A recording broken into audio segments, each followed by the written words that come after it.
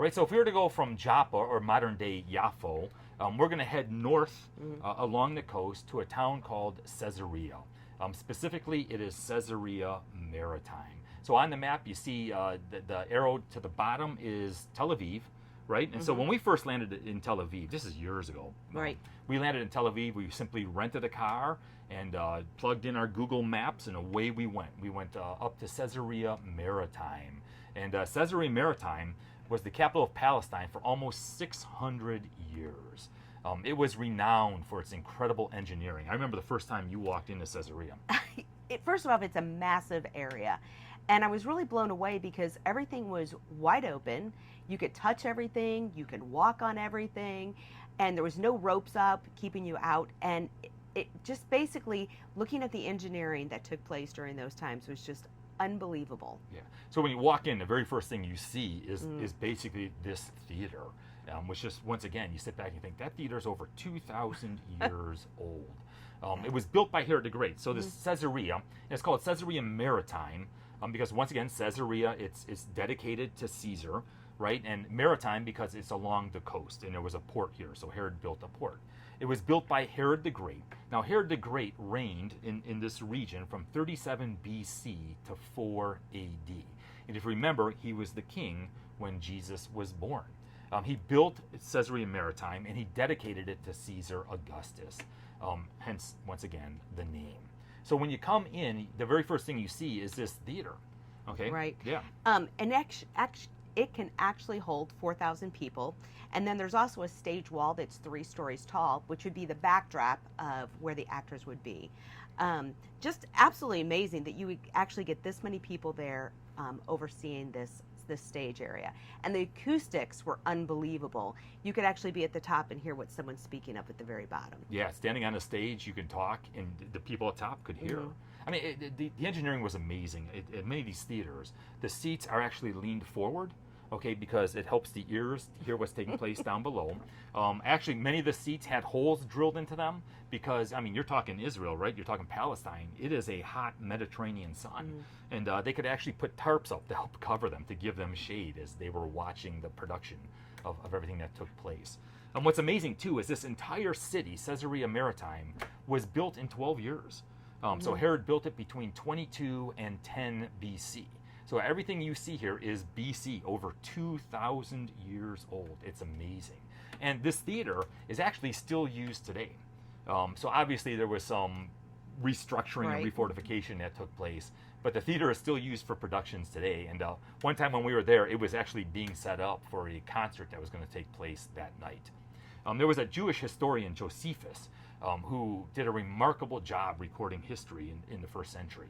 And he talks about Caesarea Maritime. He talks about how phenomenal, how beautiful it was. And he was extremely impressed with the sewer system. So Caesarea, 2,000 years ago, right, had a sewer system. They had a grid pattern to their streets to make it easy to travel and identify houses and neighborhoods. Herod built this gigantic edifice, this temple to Caesar, to worship Caesar. There was a palace there. There was warehouses and vaults and administrative buildings. It was just an absolutely beautiful city. And like I said, it was renowned all throughout the world for its great architecture. So when you take a look at the aerial view, here is a picture of the theater. But go ahead and guess. What do you think the arrow points to? You know what it points to. I know what it points to. It's Herod's palace. It's absolutely gorgeous, and you can just picture it there. He's going to be the closest to the water, and you'll see down here at the bottom where his castle is. But what's really interesting is, if you go to the next slide, Paul, this is my favorite. What do you think that is? Herod had a swimming pool, right? And so Herod's palace actually was 2 stories. So the upper part of the palace would have been the administrative areas, would have been where they stored some of the food and some of that kind of stuff. But then as you go down the cliff, it sits on a cliff, and you go below, there would have been basically a 2-story structure down there with the swimming pool at the center of it. In the middle of the center, in the center of the swimming pool was a beautiful statue, okay, and the pool would have been fresh water. So Herod would have brought fresh water in for his swimming pool. And as I said, the house where he would have lived would have surrounded the swimming pool and overlooked the Mediterranean Sea. So Yeah. yes, Plus, in the backdrop, we saw the amphitheater behind it, and also the where they had. Hippodome was there. I mean, he was right smack dab in the middle of all the activity there. On the upper level of Herod's palace, as I said, would have been the administrative area, but that's also the area where St. Paul, was held as prisoner 2 years before he asked for an audience before Caesar. As a Roman citizen, he could not be judged there. He asked to be judged by Caesar himself. So as you said, there was a hippodome, or an amphitheater, that was there as well, which was this giant area right along the Mediterranean Sea. It was 250 meters long by 50 meters wide. And here at this amphitheater, So it's kind of hard to see in that picture until you see this one. It's very obvious what it was. It was horse racing. It was a sporting event. So you can picture chariot races or things of that nature. And it's 12 rows of seats, and it can hold 10,000 spectators. And you can just sit there in the middle and just really visualize of what happened so many years ago. And in the very center, there would be statues and a grassy area, and just absolutely gorgeous. the wood structure you see at the bottom is for the VIPs. So if Herod was attending a sporting event, or Roman VIPs, Right. That's where they would have sat. And once again, it would have been a covered kind of portico kind of thing, where they could view all of the different Right. events that were taking place. And with 10,000 spectators, sooner or later, someone is going to have to use the facilities, right? Right. So you'll see this little yellow circle, and there's two areas here in the amphitheater, and actually that is a open bathroom. There's two little seats in there for the latrines, and there's no walls, there's no doors, No modesty. no modesty. Because I think it's because you can continue watching all the sporting events that are happening, but it's just very, very interesting, because we cannot fathom that with 10,000 people that are watching. And then to the north, there was a couple of more toilets as well. But I mean, basically, they had 4 or 5 different toilets with 10,000 people that were there as well. But anyway, so as you kind of expand on from the Hippodome, you'll see there's different commercial administrative buildings. There are different vaults and warehouses. I mean, this was a vast complex. And it was known, one of the things it was known for was its artificial harbor. King Herod built a harbor. Now, the pictures you see is less than half of the size that it was when Herod initially built it. And so it was renowned throughout the world as being this giant harbor where goods from the trade routes could be brought to and from Palestine, from this region. And the engineering behind it was remarkable. Basically what the engineers did, is they would take these rectangular barges, and the barges were 7 meters by 14 meters. They were 4 meters deep, and they weighed 32 tons empty. So they would take these barges, and they would load them with stone, and then basically they'd have a cement. them. Yeah, they'd have a cement mixture, and the weight of it would basically sink the barge into place. And so they did this to build down the foundation, and upon the foundation, then they started putting these giant rocks, and they built up this big, beautiful break wall. And on the break wall, they had giant statues and everything else. And so when you sailed into it, it was a pretty significant sight when you saw it coming in. Now, it lasted until about 130 AD. There was several different things that took place. One is the shifting of the ocean floor, caused some cracks and caused some issues with it as it began to sink. And in 130 AD, there was a significant earthquake, and it's believed at that point is when it fell. And but during excavation and some archaeological studies, they recognized exactly what it was that Herod was able to accomplish. It was amazing. Today, the port is used still by fishermen and that kind of stuff. You can't bring big boats in anymore. Basically, because of the fallen structures, it has just become this big reef. And I can't remember, but there are dozens of shipwrecks on the outskirts of Caesarea Maritime, because the unknowing ships would come in, they'd hit the remains of Makes Herod's sense. port, and then all of a sudden they would sink. When you go through, as I shared with you before, the history of Israel, right? There's war and there's conquest over and over and over again.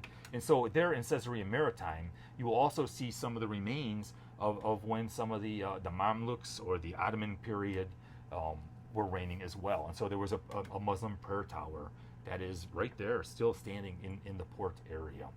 Also, as you kind of go around, you'll see other different things like, the temple platform that's there. Which is still being excavated today. Yeah. And it's just amazing of how much more they are going to continue to find. And another slide that we're going to look at, you'll see some storefronts because they sold their wares and what have you. So just absolutely amazing. Like I said before, you could walk on all of these structures, you can touch everything, and it's just amazing. Yeah, and then there in the center too is basically the public pool, right? Mm-hmm. And this is where the individuals would sit down, they would come, they would keep cool in the water. Once again, it was fresh water, and we'll show you how they got the fresh water there. Mm-hmm. But it was fresh water, and they would debate politics, they would debate what's going on in the city at this point in time. And look at the beautiful statue there. Yeah. I mean, it wasn't just a structure of stone. They also made it very beautiful. And I'm sure they're still going to be excavating some more of those when you too. take a look at the aerial views of not just this area, but many of the different areas in Israel, you'll see on the outskirts of what's been excavated already, you can still see the remains of the ancient world that are there. They just haven't had the opportunity to get in and dig them up yet, is what it was. So if you go just north, I mean, when I say just north, a couple hundred yards north of the city of Caesarea Maritime, you will see these aqueducts. All right, and these aqueducts, there's basically 3 different aqueducts built at different times throughout history by different Roman emperors. But they carried in fresh water, and they sit about 8 meters above sea level, and they go about 8 kilometers. One goes to a spring, another one goes to a lake that the Romans actually dammed up to be a source of fresh water. And actually, there was so much fresh water coming into Caesarea Maritime that they couldn't utilize it. They didn't know what to do with it all. There was so much water. Well, don't forget you have Herod's Pool. Yeah, I mean, Herod's Pool is there too. So these aqueducts are right there along the coast, along the Mediterranean coast. It was a public beach. We went to this beach. It was, and there was people hanging out between the areas there at the duct, whether it be having lunch, they're laying out on the beach. I mean, you can climb all over these things. Yeah, there were kids climbing up into the different aqueducts themselves. And so, once again, it's like in the States, we would partition it off. We would try to protect it. In Israel, it's just part of their everyday life. They use it as shade, and they use it to plan. But it's amazing that it stands, some 2,000 years old, and it's still standing. Right. Look at it. Yeah. What's also amazing is we know that Pontius Pilate, when the Roman Empire was in charge, so during the time of Jesus, Pontius Pilate would have lived in Caesarea Maritime. This was his base. This is the base. It was the ruling area for Palestine. And so Pontius Pilate would only go into Jerusalem during the High Holy Days. And he would normally take the 10th Legion with him, or he'd take soldiers with him. And he went just simply to keep control of the crowds. But he would have ruled from Caesarea Maritime. Now, what's amazing, too, is because of fires and because of wars, in Palestine or in Israel, there is only one artifact that was found that talks about Pontius Pilate. And it was this stone right here. This stone was found over by the theater. It was used as a path. So in the ancient world, materials were repurposed continually. They were utilized for something else. And so this stone dedicating Caesarea to Caesar by Pontius Pilate, so his name is on it, was found. It actually was flipped over, and it was used as a walkway. So it was used as a path. And when they excavated, they flipped it over and said, "Whoa, whoa, whoa! We've got something here."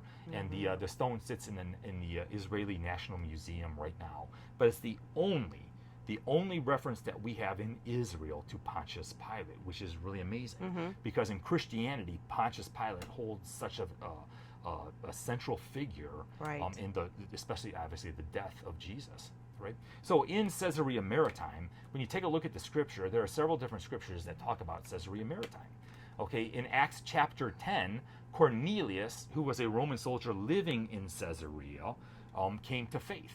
Okay, in Acts 25, Paul is held in Caesarea before he's transported to Rome, where he eventually will be put to death. But let's go ahead, open up your scriptures to Acts chapter 10. We're going to begin at verse 1. At Caesarea, there was a man named Cornelius, a centurion in what was known as an Italian regiment. He and all of his family were devout and God-fearing. He gave generously to those in need and prayed to God regularly. One day at about 3 p.m, he had a vision. He distinctly saw an angel of God who came to him and said, "Cornelius." Cornelius stared at him in fear. "What is it, Lord?" he asked. The angel answered, "Your prayers and gifts to the poor have come up as a memorial offering before God. Now send men to Joppa to bring back a man named Simon, who is called Peter. He is staying with Simon the tanner, whose house is by the sea." When the angel who spoke to him had gone, Cornelius called 2 of his servants and a devout soldier who was one of his attendants. He told them everything that had happened and sent them to Joppa. Then Peter began to speak. "I now realize how true it is that God does not show favoritism, but accepts from every